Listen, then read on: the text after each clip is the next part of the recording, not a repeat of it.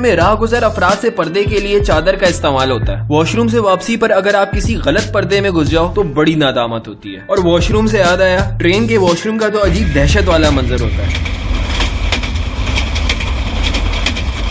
آپ جب بھی واش روم جاؤ تو ایک شخص زندگی سے بیزار شکل بنا کر ضرور پہلے سے دروازے کے ساتھ کھڑا ہوتا ہے. کبھی اگر مجبوراً ٹرین کا واش روم یوز کرنا پڑ جائے تو ایک مشورہ یہ ہے کہ اپنا موبائل یا اور کوئی قیمتی چیز اپنی شرٹ کی سامنے والی جیب میں کبھی نہ رکھنا. کوئی بھی قیمتی چیز اگر آپ سے چھوٹ گئی تو سیدھا پٹری پر گرے گی. کچھ لوگوں کو تو دیکھ کر ایسا لگتا ہے کہ وہ ٹرین میں صرف سونے کے لیے آتے ہیں, سفر چاہے 5 گھنٹے کا ہو یا 24 گھنٹے کا, یہ لوگ سارا وقت سوتے رہتے ہیں. بچپن میں جب گھر والوں کے ساتھ ٹرین پر سفر کرتے تھے اور کسی اسٹیشن پر ٹرین رکتی تھی اور چائے لینے کے لیے بابا ٹرین سے اترتے تھے تو سب سے بڑی ٹینشن یہی ہوتی تھی کہ کہیں ٹرین چل نہ پڑے. اچھا, ہر شہر اور ہر گاؤں کے اسٹیشن کی اپنی کوئی نشانی ہوتی ہے. فار ایگزامپل حیدرآباد پر اکثر لوگوں کے رشتہ دار ان کے لیے بریانی لے کر پہلے سے کھڑے انتظار کر رہے ہوتے ہیں. ملتان آتے ہی سون حلوے بیچنے والے نظر آنا شروع ہو جاتے ہیں. خانیوال اسٹیشن کا کھویا بہت مشہور ہے. کوئٹہ کے راستے میں مچ اسٹیشن اپنی حلوہ پوری کی وجہ سے بڑا مشہور ہے. ویسے ٹرین کے سفر میں سب سے انوکھا راستہ تو کوئٹہ کا ہے. وہ پہاڑوں سے ٹرین کا گزرنا, وہ سرنگیں, وہ مٹی سے بنے گھر اور کلیاں, یقین جانو الگ ہی بات ہے بلوچستان کے راستے کی. سفر میں ایک انکل آپ کے کمپارٹمنٹ میں ایسے ضرور ہوتے ہیں جو سفر کے پہلے دن تو کمپارٹمنٹ میں آپ کے ساتھ ہوتے ہیں, لیکن اگلی صبح جب آپ اٹھتے ہو تو وہ انکل غائب ہو چکے ہوتے ہیں. کب کس اسٹیشن پہ اترے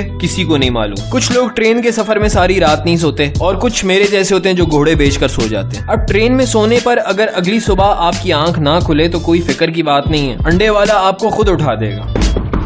آنڈے آنڈے گرما گرم آنڈے, ناشتہ سر, آنڈے آنڈے آنڈے. اٹھ جاؤ شرم بھائی, صبح ہو گئی ہے, لاہور بس آنے کو ہے, ہم اتر جائیں گے, پہ سامان کا تحفظ خود ہی کریو. کچھ خارشی لوگوں کا تو مشغلہ ہوتا ہے ایک ڈبے سے دوسرے ڈبے جانا اور ٹرین کے دروازے پر کھڑے رہنا. ایک اور انوکھا ایکسپیرینس ہوتا ہے جب آپ کی سیٹ کسی ایسے ڈبے میں ہو جس میں کوئی شادی کی بارات جا رہی ہو. عجیب ہی تماشا لگا ہوتا ہے. سب سے زیادہ مزہ تو تب آتا ہے جب آپ اپنے کزنز یا دوستوں کے ساتھ سفر کر رہے ہو. وہ رات کو ٹرین میں لوڈو کھیلنے کا تو اپنا ہی مزہ ہے. کچھ لوگ ایسے بھی ہوتے ہیں جو بغیر ٹکٹ کے پورا سفر کر لیتے ہیں اور اس فن کے سب سے بڑے ماہر ہوتے ہیں. سب سے تکلیف دہ آزمائش تو وہ ہوتی ہے جب آپ خرچہ کر کے اے سی والے ڈبے میں اپنی سیٹ کرواؤ اور سفر کے دوران اس ڈبے کی لائٹ چلی جائے. ایک تو گرمی ہوتی ہے اور اوپر سے شیشہ بھی نہیں کھلتا. بالآخر جب سارا سفر گزر چکا ہوتا ہے اور منزل بہت قریب ہوتی ہے اور آپ اس گمان میں ہوتے ہو کہ بس اب میرا اسٹیشن آنے والا ہے, تب قسمت آپ کو سب سے زیادہ حیران کرتی ہے, کیونکہ آپ کی ٹرین ایک آخری بار ان ایکسپیکٹڈلی راستے میں ہی کھڑی ہو جاتی ہے اور آپ انتظار کرتے رہ جاتے ہو کہ کب یہ سفر ختم ہوگا. لیکن ان ساری تکالیف اور آزمائشوں سے تنگ ہونے کے بجائے اگر ہم غور کریں تو ٹرین کیا ہر سفر ہی بڑا خوبصورت ہوتا ہے. خاص طور پہ ٹرین کے سفر میں ہمیں غور و فکر کا اچھا خاصا ٹائم مل جاتا ہے اور ہم زندگی کو ایک منفرد نقطۂ نظر سے دیکھ سکتے ہیں. ٹرین کے اندر بیٹھے ہمیں آبادیاں اور لوگ گزرتے نظر آتے ہیں, جبکہ ان آبادیوں اور لوگوں کے لیے ہماری ٹرین وہاں سے گزر رہی ہوتی ہے. ٹرین کا سفر مجھے ہمیشہ اس خیال کی یاد دلاتا ہے کہ ہم اکثر جو کہتے ہیں کہ وقت گزر جاتا ہے, کہیں ایسا تو نہیں کہ وقت اپنی جگہ رہتا ہے اور ہم اس وقت کے مختلف خانوں سے